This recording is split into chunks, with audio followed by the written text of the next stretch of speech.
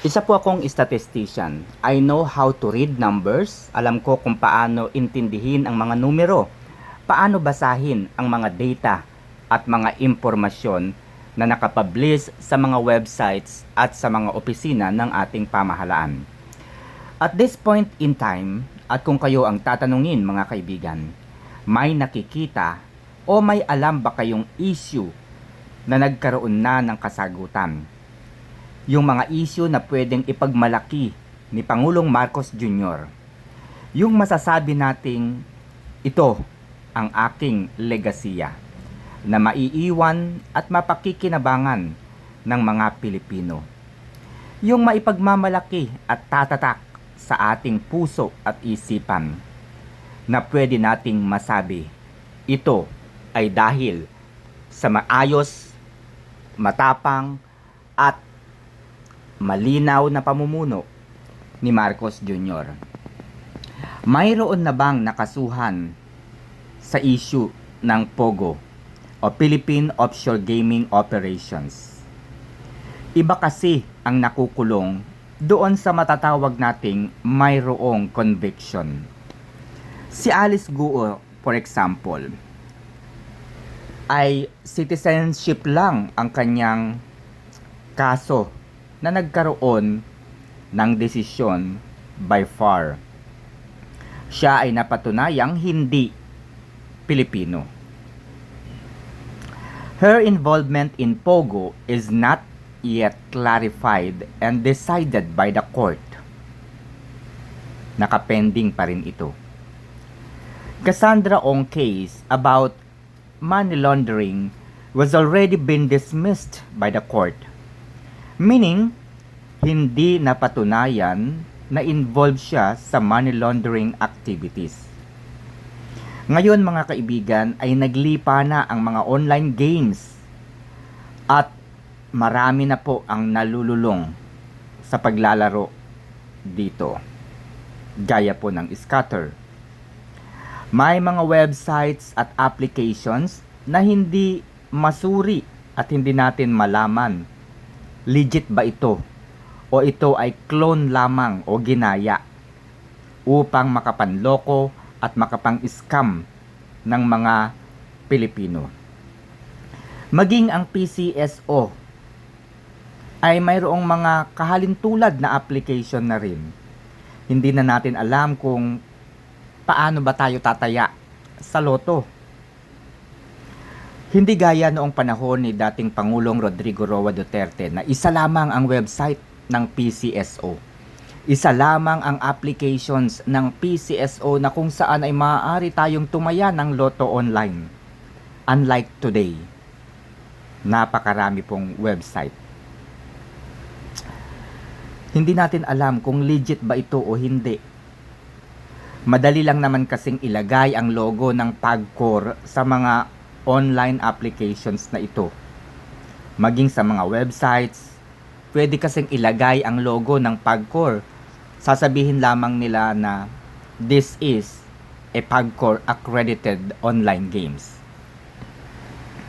The issue about the 2025 General Appropriations Act.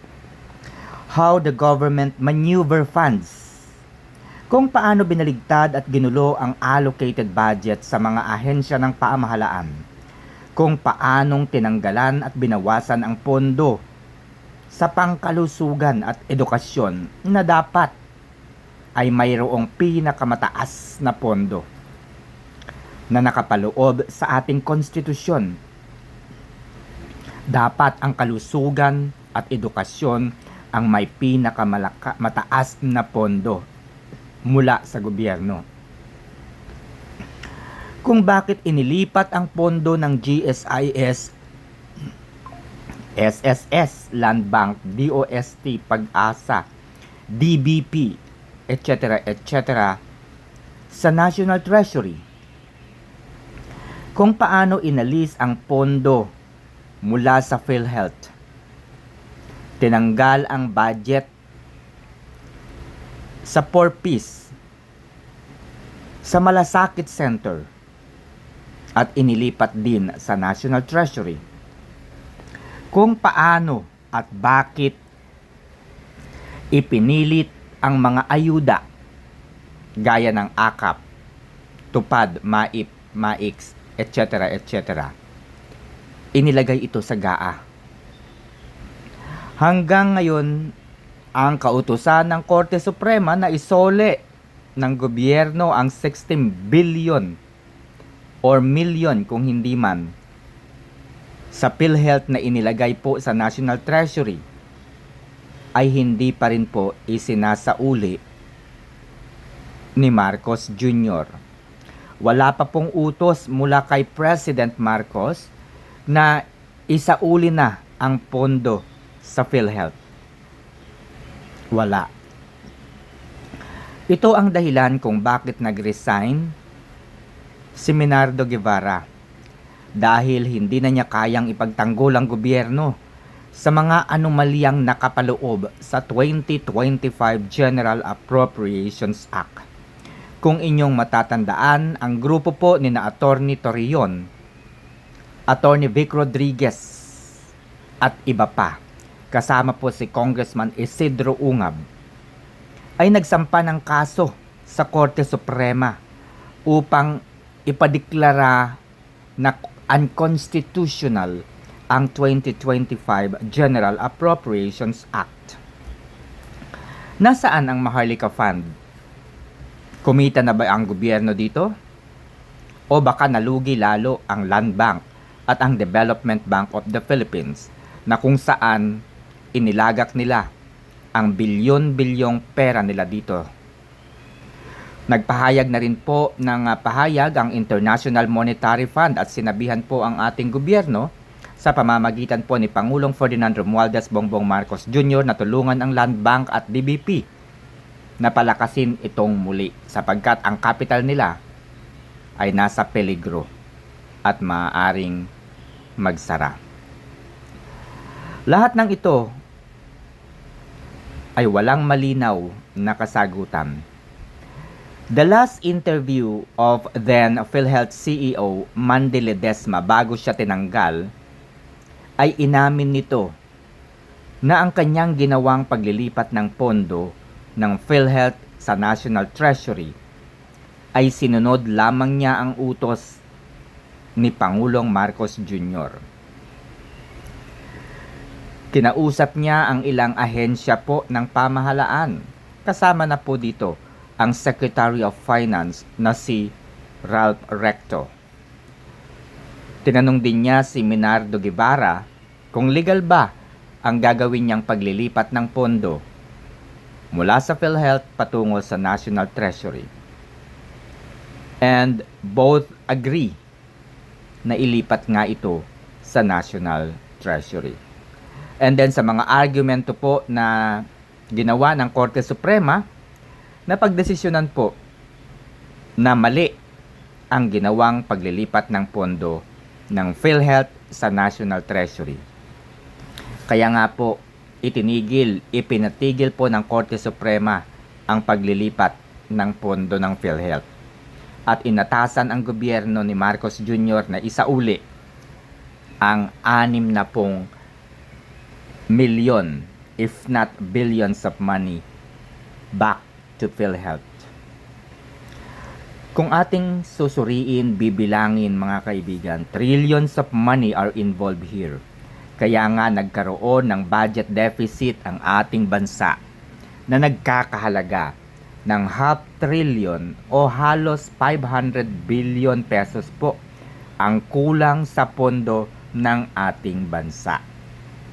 Bukod pa po ito sa national debt ng ating bansa na umabot na po sa 17 trillion pesos ang utang ng bansa. Bukod sa utang, nawawala pa po ang kalahating bilyon na pondo ng ating bansa. Ang mga pangakong benepisyo ni Pangulong Marcos Jr. sa PhilHealth gaya ng libreng serbisyo hanggang sa pagpapasalamin, libreng serbisyo ng ngipin hanggang sa paglalagay ng mga dentures o mga pustiso, mga health benefits gaya ng libreng pagpapa-ospital, walang babayaran, at iba pang mga benepisyo na may kinalaman sa pangkalusugan ay pawang mga balita lamang, mga salita na wala pong nasusulat kung paano ito mai-implement. Subukan po ninyong tumawag sa PhilHealth, sa DOH to verify the promises of the President. Ano po ang isasagot nila sa inyo? Wala pang kautosang ibinababa sa kanila. Ibig sabihin, hindi pa nila maaaring ipatupad ang sinasabing libreng serbisyo sa ngipin, sa salamin, at iba pang mga pangako. Iyon ay mga salita pa lamang. Kinakailangan pong ito ay dokumentado, may pirma ng Pangulo, at mayroong paraan kung paano ito mai-implement. Yun po ang mahalaga. But if you try to call them, wala pa pong papel. Ang mga sinasabing dagdag pensyon ng mga retired employees, ang mga survivor pensioner, ay pawang mga pagyayabang lamang at wala pa pong katotohanan. So, ibig sabihin, yung mga nababasa nating dagdag pensyon ng GSIS, dagdag pensyon ng SSS, lahat pong yan ay wala pong katotohanan. Again, try to call GSIS and SSS to verify those benefits. Sumunod pa ang mga iligal at maling proseso ng pagpapakidnap at pagpapadala kay former President Duterte sa ICC. Nabalot ito ng maraming tanong dahil sa paglabag sa Rome Statute of the International Criminal Court. Paglabag sa 1987 Constitution, particularly sa Article 3 o ang tinatawag nating Bill of Rights. Ano-ano ang mga ito? Kayo na po ang bahalang magbasa. Bill of Rights, Article 3 ng 1987 Constitution. Paglabag din sa Republic Act 9851 at iba pang jurisprudence which can or might considered as culpable violation of the Constitution. Malinaw po nilang nilabag ang mga nakapaloob sa mga alituntuning nakasulat po sa Rome Statute, sa Constitution, at sa Republic Act 9851. Maaari nating i-consider ito bilang culpable violation of the Constitution. Mas nagkaroon ng linaw ang mga paglabag at krimeng ito nang magsagawa ng Senate hearing si Senator Amy Marcos, ang dating chairman ng Committee on Foreign Relations. Humantong pa nga ang resulta ng investigasyon sa pagsasampa ng kaso ni Senator Amy Marcos sa Office of the Ombudsman. Kasama po sa mga kinasuhan ni Amy Marcos ay si Marcos Lacanilao, si Ambassador Marcos Lacanilao, Jesus Crispin Remulla, John Vic Remulla, Romel Marbil, Nicolas Torre III, at marami pang iba. Nagsampa rin ng kaso ang mga anak ni dating Pangulong Duterte sa Supreme Court. Ito po ay may kaugnayan sa tinatawag nating writ of habeas corpus na hanggang ngayon ay wala pa ring desisyon. Umalingaw-ngaw ang problema sa flood control na kung saan ay bilyon-bilyon ang perang involved bawat taon. Dito ay nadiskubre ang pagkawala ng 300 billion pesos noong 2023, 500 billion pesos noong 2024, at 400 billion pesos nitong taong 2025. Panoorin po natin ang revelasyon ni Congressman Toby Tiangco kaugnay sa nawawalang perang ito sa ating bansa. Ilang buwan ang dumaan, lumipas, subalit wala pa ring nakukulong sa kabila ng mga lantarang pagnanakaw at mga ebidensya. Sa kabila ng mga testigong nagsalita laban sa mga kongresista, laban sa mga kawani ng DPWH, laban kay Saldico, laban kay House Speaker Martin Romualdez. Ang tanong dito, paano mo makakasuhan ang mga ito Kung ang mga taong nagsalita laban kay Zaldico, laban kay Martin Romualdez ay hinahanapan ng issue at butas upang pasinungalingan ang kanilang mga salaysay, upang lumabas na ang mga nabanggit nila sa kanilang sinumpaang salaysay ay magmukhang peke at hindi totoo. Pinahihina kasi nito ang kaso laban kina Martin Romualdez, Zaldico at ilang opisyal ng gobyerno. Isa si Ombudsman Jesus Crispin Remulla sa nagpapahina ng kaso sa mga ito. Isa si Remulla sa unti-unting pumapatay sa issue ng flood control dahil sa tahasang pagsasabi nito na walang kinalaman si Martin Romualdez sa flood control scandal na ito. Ang tanging kasalanan ni Martin Romualdez ayon kay Ombudsman Jesus Crispin Remulla ay ang pagtatalaga kay Zaldico bilang chairman ng appropriations. So, isa nga po si Ombudsman Jesus Crispin Remulla sa mga drivers to distract the attention of the people at ma-divert ang atensyon ng tao sa ibang bagay. Ang mga kasalanan, pagkakamali at krimen ng administrasyong ito, gaya ng GAA, pag-aresto kay FRRD, PhilHealth, Maharlika Investment Fund at flood control projects, ay nililihis nila sa ibang bagay sa pamamagitan ng pag-iingay at pag-sensationalize o pagpapainit sa ibang issue upang doon mabaling ang atensyon ng mga tao. Ang driver, si Jesus Crispin Remulla. Ilan sa mga diversifying topics o issue ay ang sisilipin di umano ni Remulla kung paano mabubuksan ang impeachment laban kay Vice President Sara Duterte. Ang patuloy na pag-recycle sa kanyang confidential fund. Ang pagre-review sa SALN ni Vice President Sara Duterte. Ang pagkonekta sa mga Duterte o pagkonekta kay dating Pangulong Duterte sa mga nawawalang sabongero. Ang pagkonekta kay dating Pangulong Duterte sa flood control, di umano sa Davao. Lahat ng mga issue ni Pangulong Marcos Jr. ay hinahanapan niya ng paraan upang mailipat ito kay dating Pangulong Rodrigo Roa Duterte. Bakit nga ba kay former President Rodrigo Roa Duterte ibinibintang at ikinukonekta ang lahat ng ito? Dahil wala silang nakikitang butas laban kay Vice President Sara Duterte. Maliban na lamang sa confidential fund na wala na pong iba. They keep on sensationalizing the issue on confidential fund na matagal na pong nilinaw ng Commission on Audit. Sinabi na nga po ng Commission on Audit, walang nawawalang pera sa opisina ni Vice President Sara Duterte. Wala silang nakikitang pagnanakaw dito, wala silang nakikitang anomalya sa pondo ng OBP.